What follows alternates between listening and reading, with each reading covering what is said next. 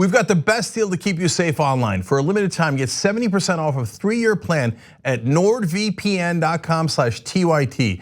This special offer makes your subscription just $3.49 per month so you can browse and shop securely on all your devices. And for a short time, use the code TYT to get an extra month off of Nord for free. As the ladies of the View were discussing Hunter Biden's interview on ABC, of course, Meghan McCain jumps into the discussion and shares her view on this interview, and she thinks that it wasn't a good look, it was a bad idea. Let's hear her make the case. I don't think he did a great job. I think when he said, look, I'm a private citizen, part of the problem is he also said I probably wouldn't have gotten this job if I weren't a Biden. And I think it was some criticism that's been held against other politicians' children, is you sort of have to choose your lane. And I get that there are kids who don't, and I say kids, by the way, he's almost 50 years old. Family members of politicians who say they don't want to be about it, but I know for my family, and again, it's just my experience, you're a unit. And I always say it's like being in a mafia family and you all roll together and you know what you're getting into. So the oppo that's done, I don't understand why you would do this interview at this moment in time, and maybe this was just like a call by ABC, but this will be a conversation in the debates tonight. And if you don't think Julian Castro or Kamala Harris is gonna take the shot when they have it, metaphorical shot, I keep saying that because I talk like a redneck, I'm sorry. I don't understand the strategy of having it done right now. I would have preferred to see him in a suit. I would have preferred to see him one-on-one in a studio. I think it's fine if you're talking about your addiction issues, but when you're talking about possibly taking money that people have questionable ethics behind, and listen, this is breaking my heart. It's breaking my heart all day long. I love Joe Biden. I love his family. Hunter Biden has had a lot of issues he's struggled with for a long time. But you know what's also breaking my heart? Some of these poll numbers. Elizabeth Warren is leading in the CBS YouGov poll, 32 to 24% in New Hampshire. So she's gonna take these opportunities. And yes, the American public, I don't know who cares, but Democratic primary voters are gonna care. And Elizabeth Warren, mark my words tonight, or one of these guys, one of the 12 people running and girls, will take the shot. I have many things to say. So this was a very lengthy and incoherent rant. But the one thing that many things stood out, but the one main thing that stood out to me was she's concerned about nepotism because she's been able to cash in on her last name. I mean, she's working in a job that she's not qualified for. We all know this, just based on her commentary. She has no curiosity about politics. I know this from personally knowing her. And she's concerned about that. I really, that's what came through to me. I could be wrong, but that was my read. And then, because she specifically mentioned other kids of politicians are getting dragged in, right? I'm paraphrasing, but like, why did you feel the need to mention that? Because she's concerned about people discussing the abuse of power and the nepotism that goes on, not just in government, but in every industry, every single industry, and especially the media.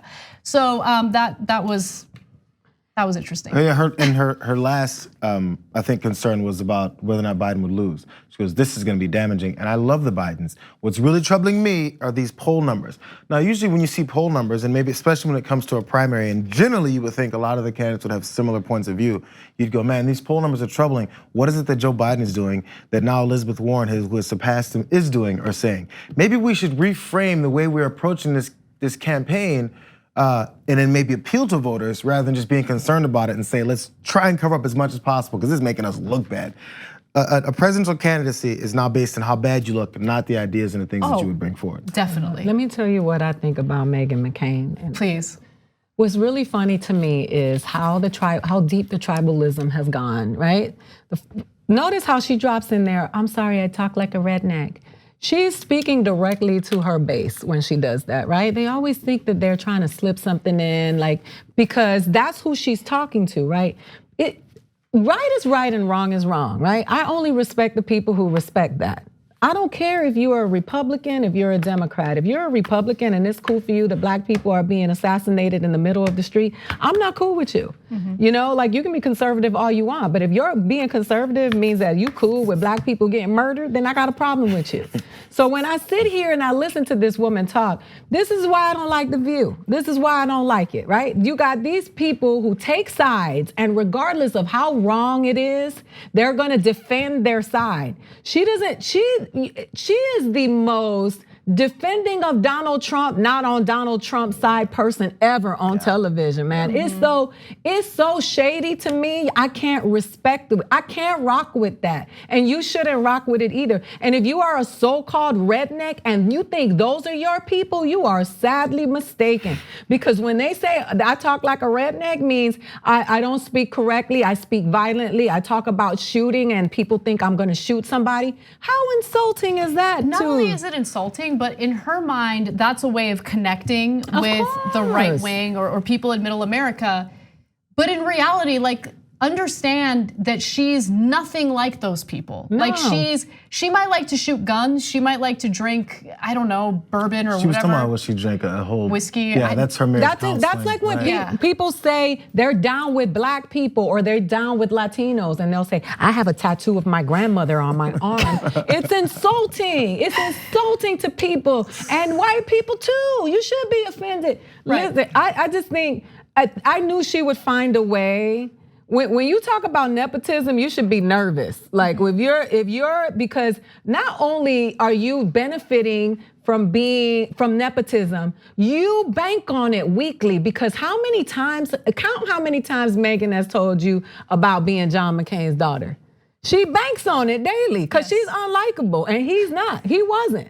So she's like, well, you know, the guy you guys like, the guys you guys respect because he was a prisoner of war, I'm his daughter.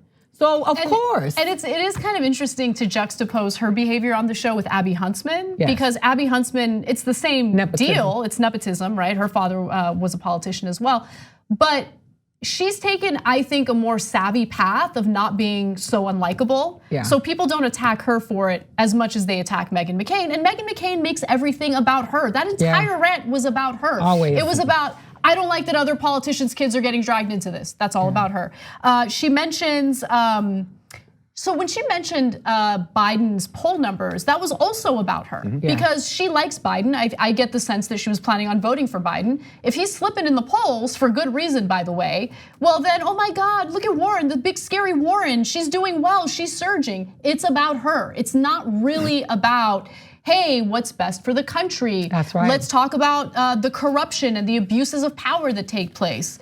And it's frustrating. And one final thing, I love the point that you make about the redneck thing because yes, it's insulting, but one other thing, it's her way of making it appear as though she's on the same level as the rest of Americans or working class Americans. Yeah. In reality, no, she has not had to go through the unlevel playing field the way most Americans have had to deal with, right? Like she has had things handed to her. She's in a completely different socioeconomic status and she will be for the rest of her life. She doesn't have to work a day in her life. She has health insurance. She's got everything. And so I'm a redneck and I like to shoot guns and drink whiskey. Don't be fooled by that. We all know what that really means. Now, more about how you can save 70% off of military-grade encryption from NordVPN. Just simply head over to nordvpn.com/TYT to keep yourself protected from prying eyes. And for a short time only, use the code TYT to get an extra month off of Nord for free. Thanks for watching.